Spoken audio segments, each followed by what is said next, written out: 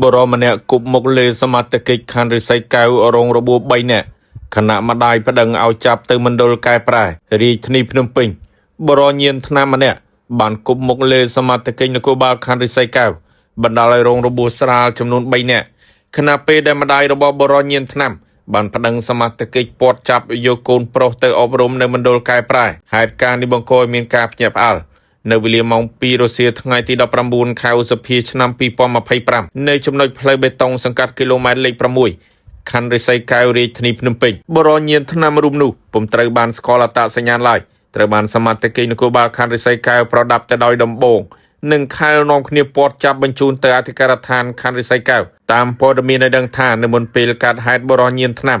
រូបនោះត្រូវបានម្ដាយប្តឹងសមត្ថកិច្ចឲ្យជួយអន្តរាគមន៍ដើម្បីនាំខ្លួនបញ្ជូនទៅកាន់មណ្ឌលកែប្រែខណៈពេលដែលសមត្ថកិច្ចចុះទៅចាប់ខ្លួនបរិសុទ្ធរូបនោះប្រដាប់ទៅដោយដុំថ្មដែកហើយតដៃដោយគប់មុខលើសមត្ថកិច្ចបណ្ដាលឲ្យរងរបួសភ្លាមកម្លាំងសមត្ថកិច្ចបានទៅអន្តរាគមន៍បន្ថែមប្រដាប់ទៅដោយដំបងនាំគ្នាពាត់ចាប់ឃាត់ខ្លួនរួចបញ្ជូនទៅកាន់អធិការដ្ឋានខណ្ឌរិស័យកែវដើម្បីសាកសួរលោករស្នីឯកហៀងថារ៉េត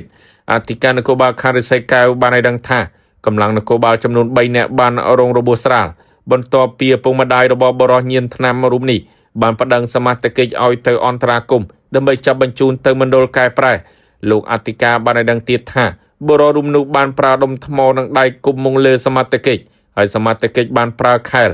និងដំបងដើម្បីឃាត់ខ្លួនបរិសុទ្ធរូបនោះនៅក្នុងការឃាត់ខ្លួនបរិសុទ្ធរូបនោះបានវាយបណ្ដាលឲ្យខែលបែករងការខូចខាតផងដែរបន្ទាប់ពីឃាត់ខ្លួនបរិសុទ្ធរូបនោះត្រូវបានកម្លាំងសមត្ថកិច្ចបញ្ជូនទៅកាន់មណ្ឌលកែប្រែឱកាសខ្ញុំដើម្បីបន្សាបសារធាតុញៀន